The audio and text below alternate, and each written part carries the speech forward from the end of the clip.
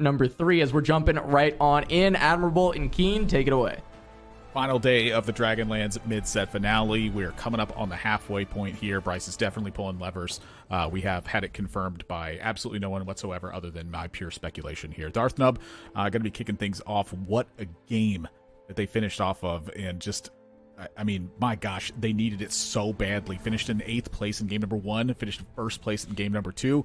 I feel like another 1st place here is not unwelcome, but, you know, neither is like just a, you know, general top 4 here either. I'll always take a first. You know, half the viewers tuning in here see this Heimerdinger. It's like, oh, that's a Namzi angle. People love Namzi right now. I'm going to tell you right now, it is not a Namzi angle just yet. You do not lean. The Namzi's kind of an awkward force. You haven't seen it really pop up and have strong performers yet on this first day. We'll see where Darth Nub loves to go. Yeah, he just pops it immediately. We got a double Karma. We got a early Herrick. This could very easily be a strong Jade opener, especially with the Rod. You're able to get Morello onto the Karma early. A lot of different options always available, it feels like, for the start of the game. It just feels like, you know, what stage is it going to be going? Like, what's the depth to it? It just feels like there's so many different ways to go about it. And this is one of the things I love about this set is that the early game just has such a big depth to it, honestly. Yeah, this is my favorite opener, personally, is Karma 2 with Jades, especially with Morello. So you definitely a very strong leaning here, but whether you take it or not says a lot about a player.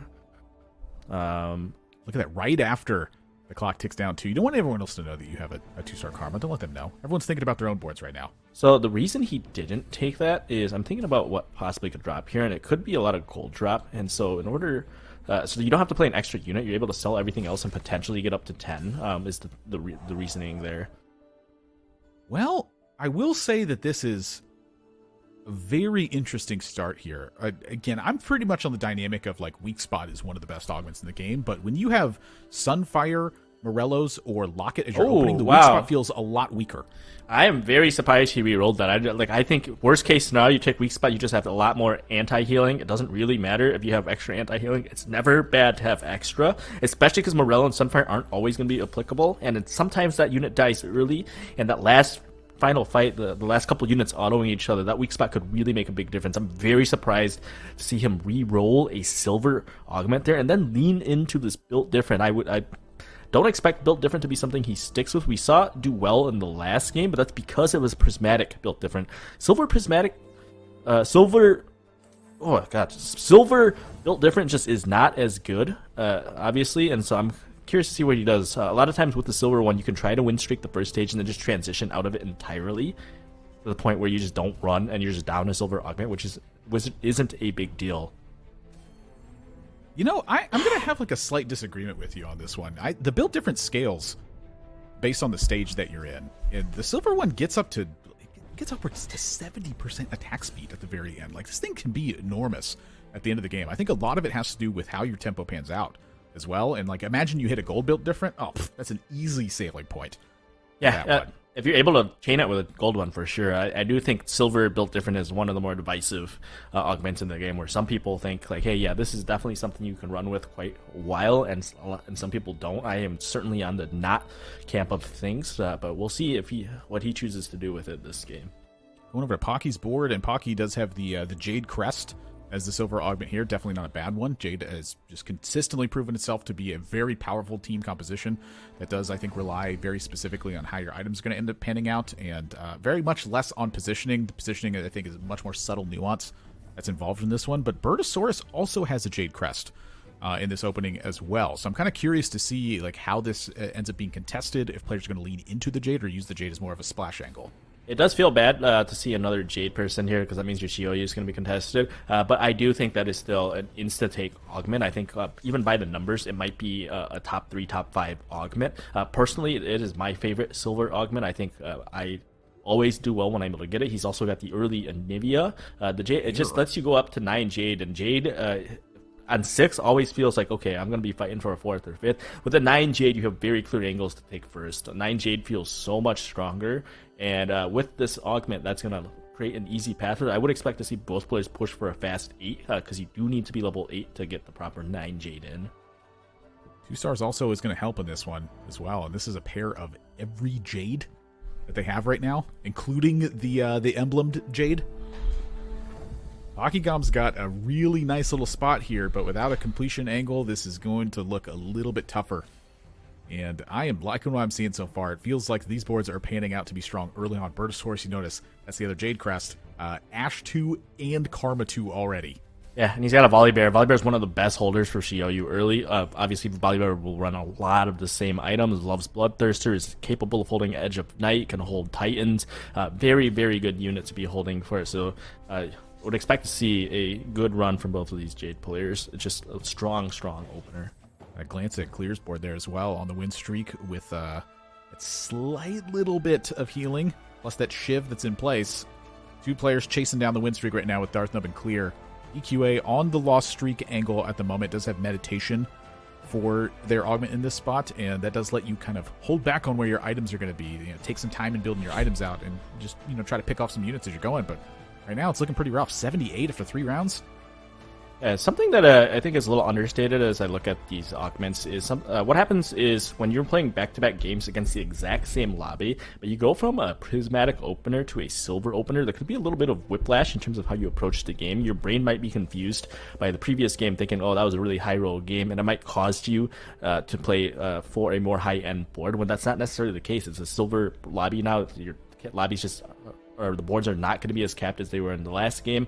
And so it's one of those things that I think is hard to quantify, obviously, but is something to keep an eye out on here, just because the overall board strength is going to be much weaker because it's not a prismatic lobby. I also loved seeing Clear here just like stick the Jades in real quick and get a glance at the board, be like, what does this actually look like? And then decided, nah, I think my previous one was a little bit better here. Pretty interesting little thing that you get to glance at. Yeah, and a lot of these are just, it comes down to just kind of gut feeling in this early game. It's one of those things, Amde was talking about it yesterday, that actually playing in gold double-up games helped him, because it helped him learn early games more, because he would see other players play really weird early game comps that high-end players are more avoidant of, and so he was able to identify, hey, this unit is actually not that bad in the mid-game, and so we'll see. That's one of those little nuanced things where it can be very difficult sometimes to know of, like, hey, this is definitely better or this is definitely worse, and there's always generally an answer, but it's much less defined because you're much less likely to play this exact board of 5 as you are like an endgame Deja board that has a very clear defined set of units that need to go in. Yeah, I think it's an interesting take, just kind of opening up the idea of creativity. Where can you get that inspiration from? Just the fact that they were saying that it was from gold double up, which very, very unusual. It's something I certainly wouldn't have expected to hear. Yeah, and whether it actually helped him or not, I think is debatable. I certainly have an opinion on it that I don't want to flame him for, but if it helped him, it helps him. I'm gonna Clear here now, chasing down to the 5 win streak angle. The only player in the lobby to have it, and Robin kind of leaning into that aspect, sitting on level 4, going for the loss streak aspect of it here. Yeah, and it's a terrible loss. It's at this point where players like Robin, who've struggled on the day so far, do need to kind of pick up the slack a little bit. You definitely be looking like, hey, the first couple games were rough. But Robin last game played mages, which is not something that anybody really wants to be doing. I think most players at this point are going to realize that the mage, especially centered around a Nami carry, is just not going to cut it. And so he'll be looking, I would imagine, to play something a little more comfortable. You do see a lot of those calves potentially indicating a lean back into Mirage here. Pocky Gom's board is looking quite good, I'd say, for the Jade aspect. It's really surprising to me that Pocky Gom's at 68 from the spot. Oh, okay, we'll spike the Karma off the bench here as well. Yeah, I think he just started hitting some stuff, maybe get some bad matchups. But being at 5 loss from this spot, I am certainly not angry if I am him. The other thing is he just wasn't able to slam any items, so it's literally just the Jade Crest, and I think that's going to be a huge difference. You'll see most at this point in this level of play, in this stakes, most people are going to be slamming items. Pocky was unfortunately unable to build any items he wanted early. I would expect to see that change now, and yeah, you'll see Titan's Hodge get immediately slammed. It's an interesting decision. Those are great Xiaoyu items. The Jade, yeah. And the reason he did that is because he has an item remover, so it's easy to pluck that off of the Anivia and slam it onto the Xiaoyu when it does come onto line. I mean, this is a pretty heavy commitment here, but again, that commitment felt in place with the Jade Crest. You just have to slam. You have to slam items. I don't know if it's ideal. I don't know if that's like nobody's gonna sit and be like, okay, this is exactly the items I wanted. But they're pretty good items, and you do need to start making some items. Otherwise, you're just gonna keep leaning out. And this again is a comp that you do want to go to level 8 so you can play 9 Jade with the Lulu in. and have a really strong board. But if you keep bleeding, that's tough. But clear level 6 has an early Corki, and he's gonna keep win streaking here. I mean, that Clear is the player you expect to go to 6 and protect that win streak as well. You know, Pocky, unfortunate to face it at that angle. But we're on the gold augment now, and not exactly an ideal-looking spot here. Yeah, He's rolled already, and these are pretty medium. Yeah, pretty medium. The funny front line is just not going to offer as much on a Jade comp. You have these 3 extra Jade statues already coming in. Jade is not a comp that needs extra tankiness. It's a comp that wants some extra damage. The Penitence is a kind of another similar situation as Funny Frontline. It can help stall the board. It can help defend against you, but it doesn't really add the extra damage. And so Blue Battery being the one option that does add damage. Blue Battery is actually not bad on something like an Anivia, which is gonna get the Evoker in once you get the Lulu online. With the Evoker, it lowers the Anivia cast from 90 to 70, and Blue Buff starts coming in a lot better. I think it feels just as good as a Shojin if you have Evoker in. Pocky just going to go with the second Karma. Say Blue Battery's going to have to be enough for now. The target is level 7 and Fine Chiou. Yeah. It's pretty straightforward. So certainly looks like he's able to stabilize a little bit here. If he's able to kill this Siphon, and he is, even if he ends up losing this fight, and it's looking like honestly, he might prefer to lose this fight at this point. Yeah, he will lose the fight, and it's a great loss. It's a 1-unit loss. He maintains his loss streak, so the econ is still looking good. This is a level 6, 50 gold spot for Pocky Gom, and there's a double Deja there. I'm curious to see if he decides to pivot into a Deja Jade board. This is something that I think is actually a little underrated. It's pretty easy to flex in 3 Jade at any point. It's always just you just need Nico, Nar, and 1 Jade. Usually it's Soraka, but you're not mad if you have to play Anivia. And so be curious to see if he actually decides to make that pivot, or if it's just going to be a commit towards that Chiou. DQA getting the Stand United here. I feel like this is one of the highlights for the idea of the Namzi Mage style of lineup, instead of necessarily leaning towards the an AD aspect. I feel like that Stand United is one of the highlights for being able to go the Mage aspect, because that sidebar on the left, that is going to get filled with traits as you continue to build out this board.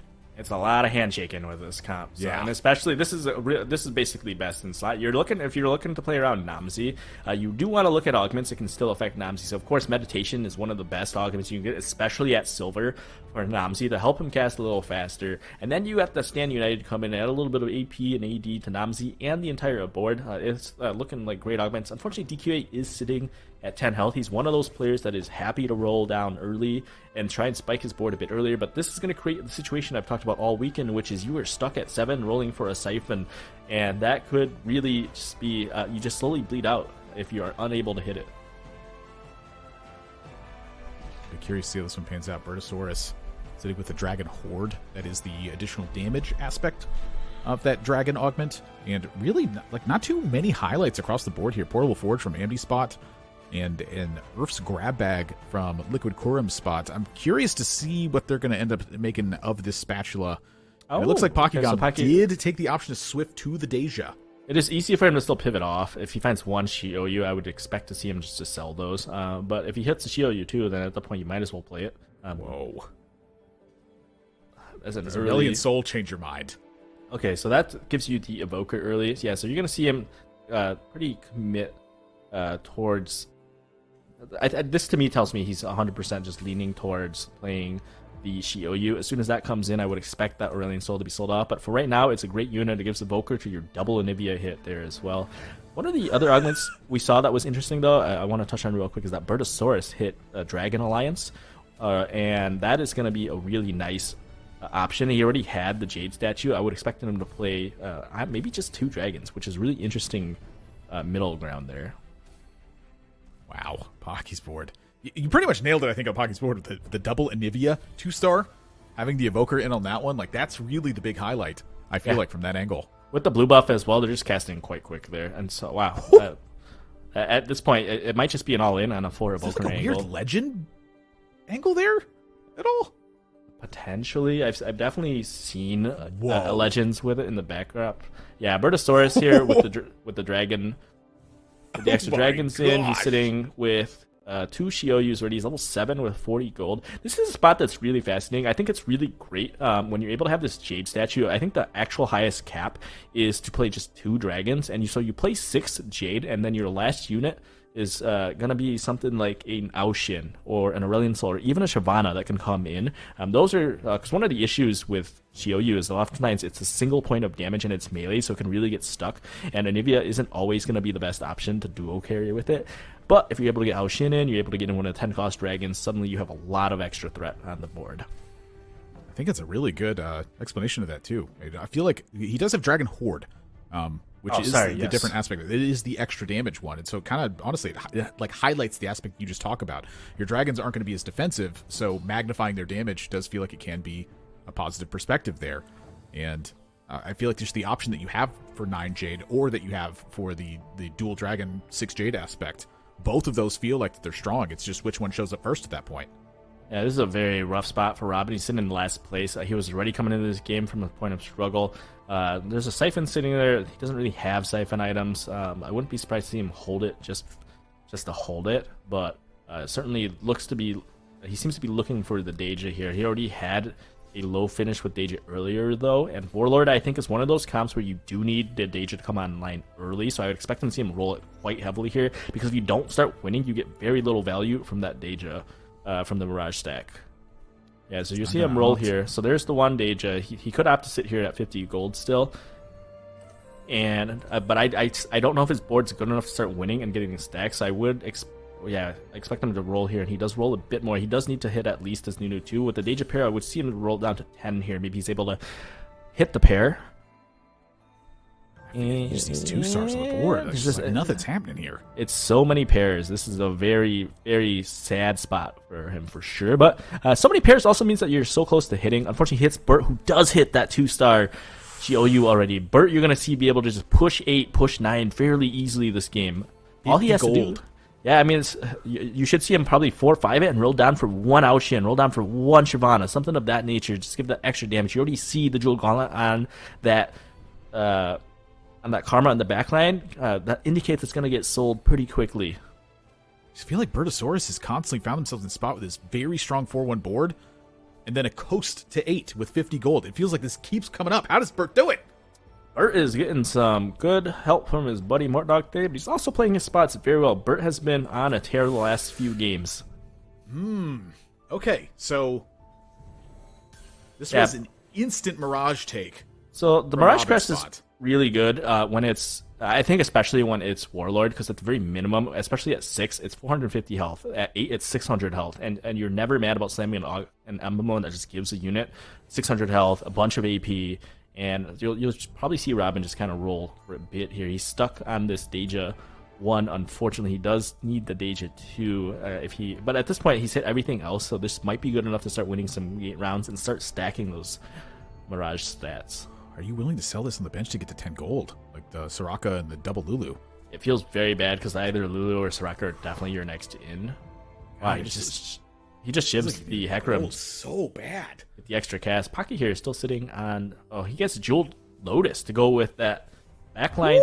Aurelion Sol, that is going to be hard hitting if it can get there. I'm not sure he has enough tankiness on the rest of his board to get us to that 12-second threshold, though. Look at an Anivia 3! Pocky's already got Anivia 3. It's 4-2. Hey, I mean, he just said that. So we saw he had 7, and so he just rolled it down and recognized, hey, this is what I need to do right now. Anivia 3. Unfortunately, doesn't have any items on it. There's multiple threats in the backline. He's got the blue buff in, so it's a very unique board from Pocky Gom. Wow. Looking at Amde's spot, this Nomsy has been fed for the entire game, it feels like so far.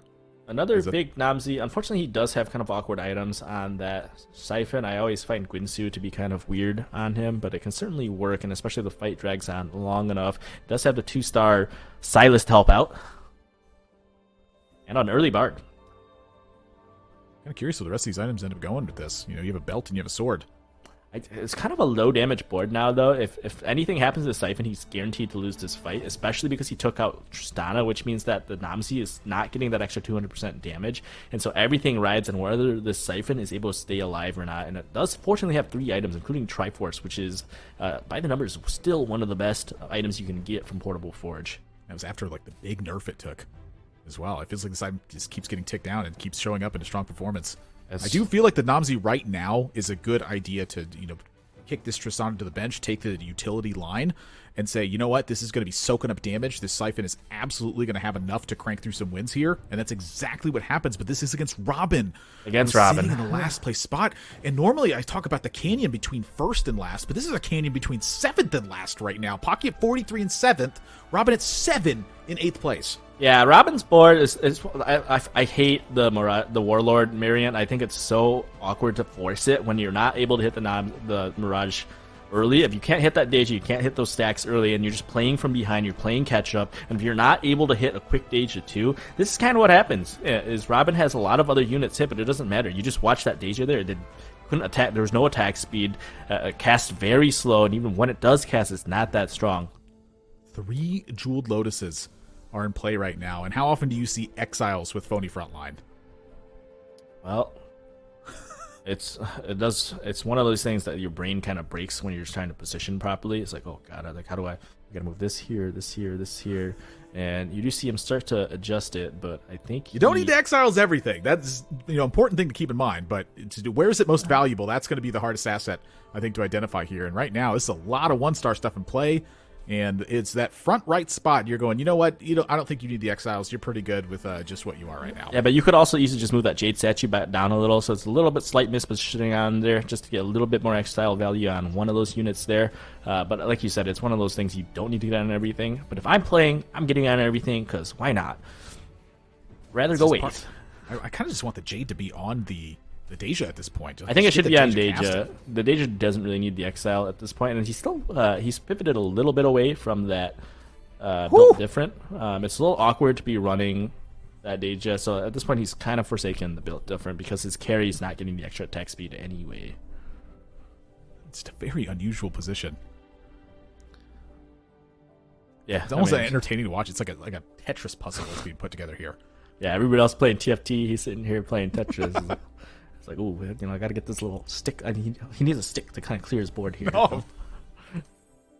He's got the nice setup. He's reserved it now. The 2-star certainly helps, but there's a lot missing. This is a lot of 1-star on the board. I mean, he's got more 2-star phony front lines than he does the rest of the team.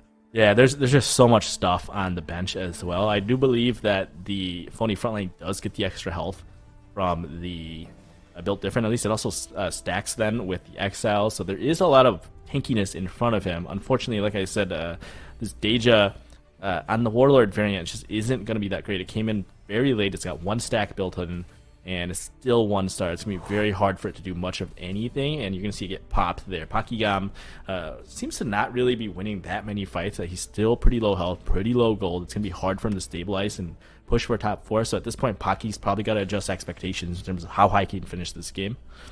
Very unusual opening here to the Treasure Dragon for Liquid Kurum at this point. Kurum sitting in 4th place at 48 at the moment. Decent looking board. You don't have too much gold to work with. Are these items good enough? I mean, this is a Bloodthirster for a Siphon. You do love the Bloodthirster. It does mean he's unfortunately probably going to have to force the Zephyr onto his front line, which you don't like, but it's a free Bloodthirster, so... I'm kind of down for the Zephyr here. How bad could it be? Maybe this actually just kind of secretly charges through the frontline aspect now. Yeah, it's one of these things that's certainly more of an aesthetic look. It's not going to add too much combat value for him, but maybe it's one of those mental things. Maybe his dragon just really likes having a little bit of wind. That's his element. I'm seeing some very unusual things where that Zephyr ends up mattering. I'm going to continue to look for this when I see Kurum's board in this spot. Everyone now is starting to shore up some things up, though, but this is such a crucial round. Robin absolutely needs to not have a bot 4 here, and it feels like that's nigh impossible from this spot. Sitting at 7 health with the way that the board was pieced together, a bottom 4 for Robin is a catastrophe. Robin needs a little bit of help from Mother Nature. I believe he could get out of the bottom 4 if the other players all surrender. But otherwise, I think he is in a bit of trouble here. Maybe they'll Struck have by a meteor. Yeah, maybe they'll have power outages, something of that nature. But otherwise, don't go for that. it's looking a little rough for our buddy down there. Kurumx, however, is looking pretty strong. Even though he had to slam the Zephyr here, it's still a Bloodthirster, it's still a Spark, and the rest of his board is a lot of upgrades. He's got this Sona in that has a lot of damage. So Sona being here, a bit of an extra carry potential. Not to mention that Amde that's obviously stacking up. He's got Jeweled Lotus as well. Robin gets the win. I want to point out in this one, the Zephyr actually picked up that Nard that was on the solo front line and changed the Rampage angle from Siphon in that particular fight.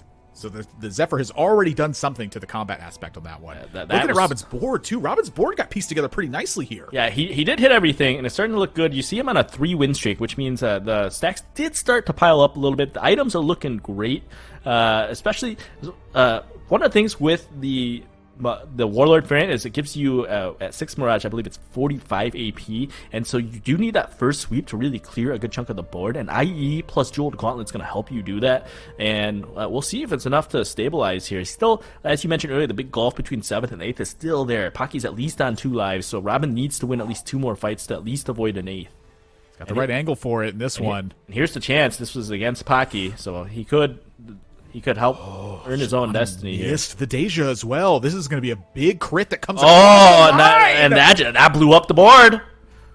Holy smokes, Robin! Certainly starting to spell out some possible change here. Pocky Gom taking a big hit in this one. Going down to 9. Robin on a heater. Amde on a heater at the first place finish, and it cascades down the line. It's a drop-off from the 6th to the 7th place spot right now, but Robin is showing that they're coming back. This lobby's getting close. You're looking one more fight for Robin here, and then suddenly maybe he can put clear in striking range as well. Maybe Darth Nub, maybe DQA comes down into striking range. They're all within 2, maybe 3 fight territory of being knocked out here. 6 Jade available. You have the 2 shapeshifters already. It feels like you're definitely going to be buying this Nico. The question is what you're going to be selling. It looks like the Nars are getting sold. Goodbye, Nar. Yeah, I mean, it's a lot riding. It's 3-star Nivea in the backline as well. Unfortunately, it's only on 1 item. A lot rides on what the Shyvana does. And the question is, can Shyvana get a good jump onto a cluster here? And against Clear, he does fortunately avoid... so there's a huge clump on the right there. So if you see Shyvana aim the breath towards this Corki, it could definitely wipe it. Oh, boy. But if it turns around and shoots the front line... Oh, wow, did that just do... Not enough damage. Damage just did not come through on that spot. What is going on here? Pocky Gom's board, it looks so strong. Is it just not good enough? Is everyone else is just too strong? I mean, this Corki felt invincible this fight. Yeah, the Shyvana is just not enough there. There's not enough tank items on the Nico. There's not enough stall. Robin does, unfortunately, still go 8th despite cobbling together a board. We have a fun... boy. All right, that's I was talking earlier about the cap boards maybe not being as good, but here we go. We're getting a Force of Nature. This is a very, very rare carousel. This is going to allow everybody to kind of slip in an extra unit. You see a lot of people were donkey rolling it at 8. This will let them get in a critical 9th unit, and this is going to really turn this lobby a little bit. Now you're going to see everybody, I think, just continue rolling. It's going to be hard to push 9 when everybody's doing an extra 2 damage sometimes with this extra stat in. Already at 9 is the thing. Like, Bertasaurus hitting 9 and then hitting this Tactician's Crown, it's a massive update. Do you have the gold to support that is really the question here. For Kurumx, I definitely agree. Everyone who's sitting below like a 20 gold mark at this point, that is a fist pump when you see that Tactician's Crown, unless your board was just absolutely, pretty stacked from that point, and your only option was for 9 at that. Yeah, and you see it's easy to slip into Zoe now. It's like, would you like to add a free Zoe to your board? Of course. Let's put it in. So looking great here. A good spot for a lot of people in the lobby. Except, and you mentioned Bert, he hit that early Shioyu and has dragons. Like, it's a very strong spot for Bert. Bert's in another spot where you can win, and we'll see if he's able to capitalize after having... Ooh, that is a Zephyr. That's a Zephyr gap. Oh my god. I'm telling you. And the Corki goes down. Clear is feeling sad. This Zephyr on the front line has absolutely been massive so far. It always would have circumvented it, but it also what happened there is it allows stuff like Tristana, allows Corki, allows all your backline units to walk up and just start hitting the backline there. Clear is put on 2 health because of that loss. Darth Nub goes out in 6th. Bertasaurus here, 9 Jade. Wow, Bert is still... So Bert is... looks like you're going to see that Nivea get sold pretty quickly here. As soon as he finds this Aoshin, that does seem to be where the items are lined up. He also has the Celestial Blessing at the hand, ready for it when it comes in. So it's got 3 items, 2 of them are damage, 1 with the mana generation, and he's got the healing augment. So his cap here is very high. Unfortunately, he has no money to roll at the moment, but he is, as you mentioned, already level 9. I feel like there's a lot going on here. I mean, is it the Anivia that gets sold immediately? Because you're dropping 9 Jade at that point. Like, you could drop the Assassin angle, which really, you lose Guild and you lose Assassin. If you drop those 2 for that instead, you do need to shift the items over. It's just when can you shift them over? Yeah. 9 Jade's a big sacrifice in this one. His board's already pretty strong. Bert's got plenty of time, I think, to cap this out. Yeah, because of that find, he doesn't have to sack the 9 Jade anymore, so he's able to play 9 Jade plus 2 Dragons, which is an incredible spot to be in. And it's just a matter of when he can find it and when he's able to transition. There's an Aoshin or Aurelian Soul sitting there. I think that's not quite good enough, especially with those items. It'll definitely be looking to drop Pike, drop Sona, or drop Talon, drop Pike. You could drop any number of those just to get another dragon in here. I would expect the final board here to be something like drop that Sona for a Lulu and play a dragon over the 2 Sins and then move the items on Anivia. Like you mentioned, though, low gold to work with, so time is the aspect here. I think from Bertasaurus' side, top 4 secured in game number 3 as we approach the halfway point. Anivia shows up, so you do have like the shift the items angle. At least from Bert's side, but Clear is on the chopping block right now, and I will tell you what, this is a beautiful looking sidebar, but it doesn't feel like quite enough just far. Going up to 9 and saying, desperation roll, I need something. He's very strong. The CB1 is not quite enough at this point, but you certainly have to have at least some healing on the Corki. A lot of it just comes down to, if it's a front-to-back fight, this Itis is still going to be able to buy a lot of time, and it just kind of depends whether or not he gets the favorable matchup here on out, or if there's something that can circumvent backline. Twitch adds in a lot of attack speed for this fight. Just Bert, but Bert, I was like, there's the Aoshin I was saying was going to come in, and there it is. This is just so hard to deal with. It's a 9 Jade Aoshin. Has Celestial Blessing on it. It's going to cast so quick. And not only you have to get through this Shioyu, you got to be able to get through this Aoshin, but that thing did not do enough damage. It was just not. It's just that 1 star. It's a big stasis from the Bard in the back line as well. It also got stuck in the corner.